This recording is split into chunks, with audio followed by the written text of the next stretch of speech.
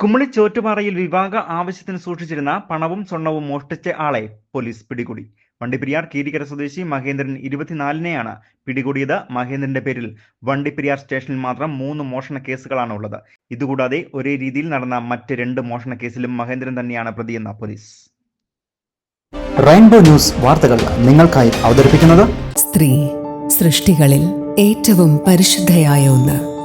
ആ പരിശുദ്ധിക്ക് നിറം കൂട്ടുന്ന ഒന്നാണ് അവരുടെ ആത്മവിശ്വാസം.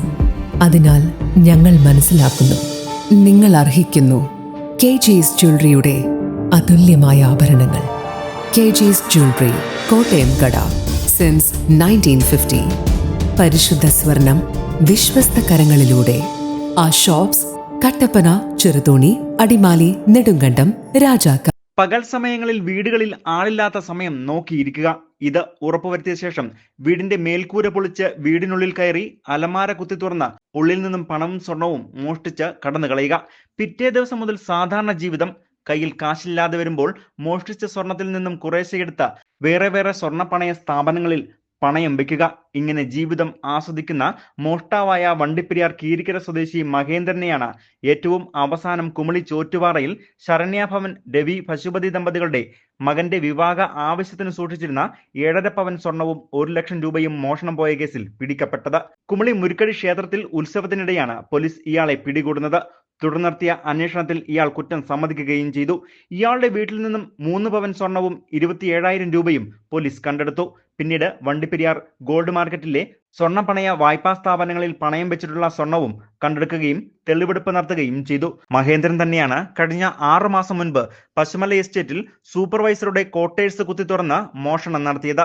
ഇതുകൂടാതെ മറ്റ് 2 കേസുകളിലായി വണ്ടിപ്പെരിയാർ പോലീസ് സ്റ്റേഷനിൽ 3 മോഷണ കേസുകളാണ് ഇയാളുടെ പേരിൽ ഉള്ളത്.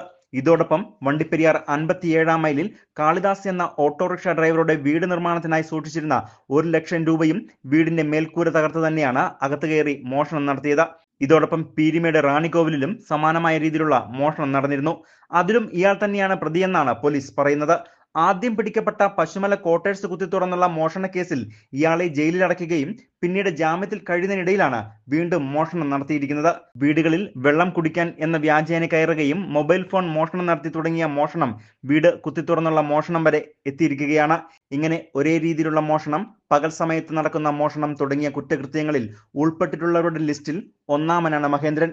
അങ്ങനെയാണ് പോലീസ് ഈ മോഷണ കേസുകളിൽ ഇയാളിലേക്ക് എത്തുന്നത്. കുമളി പോലീസിന്റെ നേതൃത്വത്തിൽ തൊണ്ടി മുതൽ മുഴുവനും കസ്റ്റഡിയിലെടുത്ത് മഹേന്ദ്രനെ പീരിമേട് കോടതിയിൽ ഹാജരാക്കി റിമാൻഡ് ചെയ്യും. തുടർന്നായിരിക്കും വണ്ടിപ്പെരിയാർ പോലീസും പീരിമേട് പോലീസും കസ്റ്റഡിയിൽ വാങ്ങി മറ്റ് 2 കേസുകളിലും അന്വേഷണം നടത്തുക.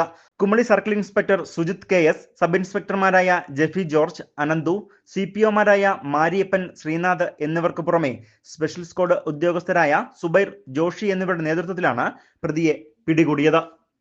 News bureau, Vandiperiyar.